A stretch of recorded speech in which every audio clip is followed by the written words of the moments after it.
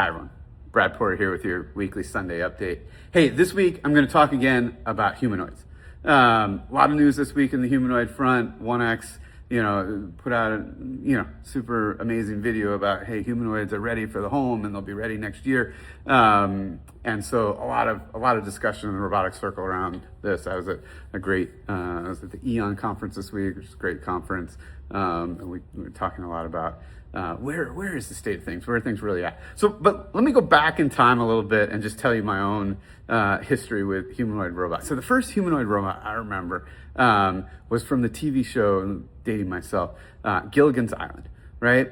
And it was a special episode where some inventor, entrepreneurial industrialist had created an army of basketball playing robots that could beat anybody in the world, right? And they had challenged the Harlem Globetrotters to a basketball match. And so this robot was called the XR1000. In fact, we named conference rooms at Cobot after robots, and this room is XR1000. Now, I mean, fascinating. Obviously, Harlem Globetrotters are incredibly talented, but they're losing. They're losing the match they're losing the basketball game through the first half. They have to kind of regroup in the second half because the robots are beating them. And then they realize that they're just not using any of their Harlem Globetrotter, fancy moves and tricks. And so in the second half, they start doing that, and it confuses all the robots, and the Harlem Globetrotters end up, humanity is saved, and we beat the robots, right? Now, how this dovetails into Halloween. So as a kid, inspired by this XR1000 robot, I decided to make a robot costume one year. And so my parents had gotten some appliance that had a big box. So I took this big box, I cut armholes out on each side, and then spray painted it silver. I put a 9-volt battery and some Christmas lights to make a little heart.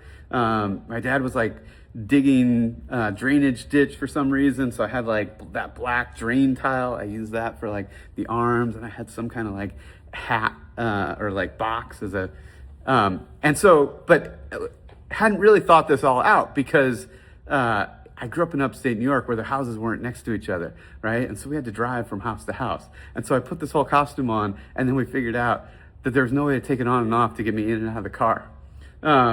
So the solution we came up with, we had a Colt Vista at the time, which basically had a kind of hatchback.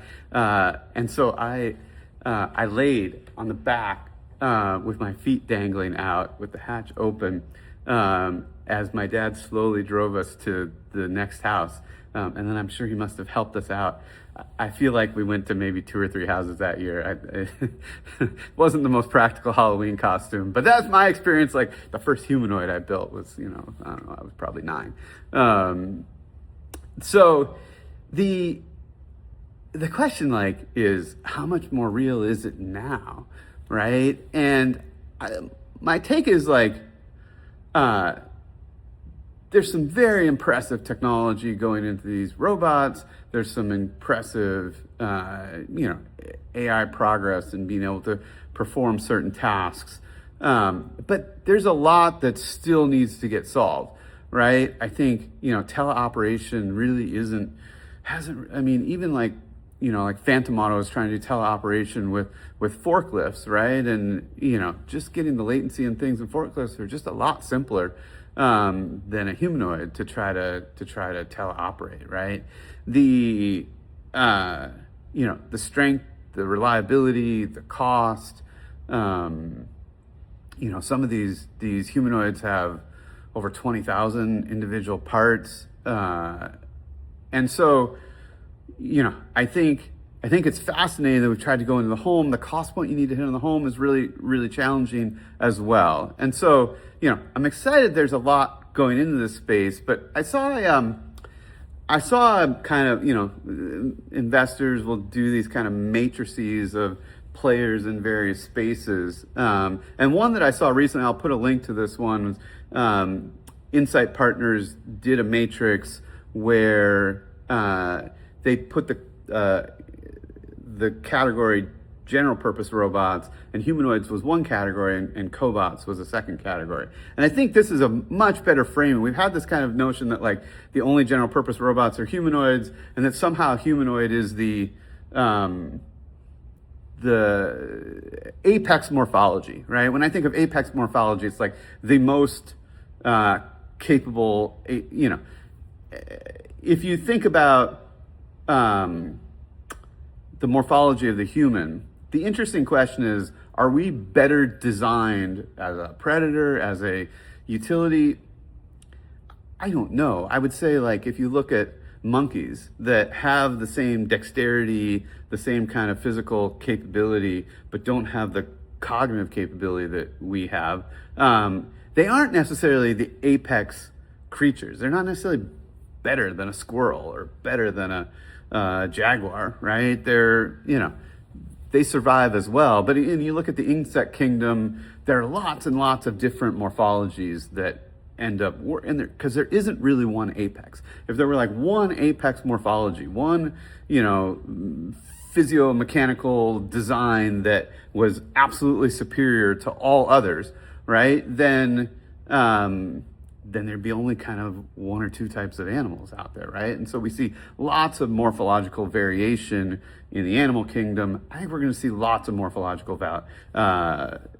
variation in the robotic ecosystem as well, because you're going to want robots that can, lift pallets, but you're also going to want robots that can, move seamlessly through hospitals and other environments. And so, but I think the challenge that humanoid robotics companies have is that it's so costly and there's so much to be done there that they have to raise substantial amounts of funding, right? And so in order to raise substantial amounts of funding, there's a real risk and temptation and somewhat a requirement to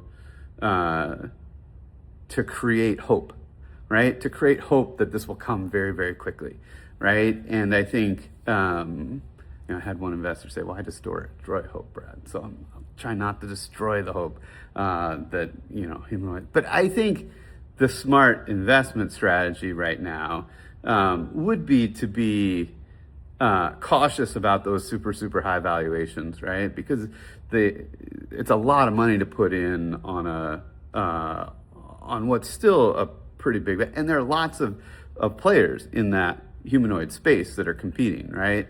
I think the cobot space, though, is a great investment area as well, right? Because there's a real chance that, talk about a humanoid with 20,000 parts, our next generation robot, in fact, that's part of it built up right behind me there, is 1,600 parts, right? It's a lot easier to make a 1,600 part, that's on the order of maybe where your iPhone's at, right? When you think of fasteners, like the 1,600 and the 20,000, I think, are inclusive of all the fasteners and little tiny parts, right?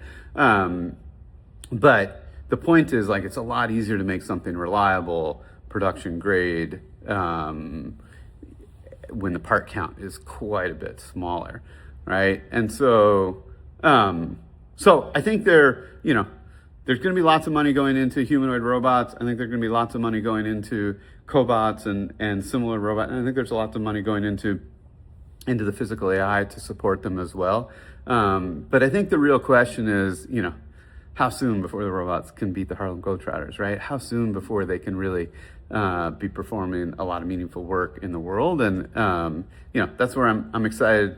Proxy is out there in the field, moving thousands of carts a day in production pathways, doing the real work fully autonomously. And so, I think we're in a great spot to bring a great capability to the world. And I'm bullish about the state of robotics, but some things are going to take a little longer than others. And they're going to take quite a bit of capital. So it's not bad that all this money is flowing in, but it does create pressure on founders to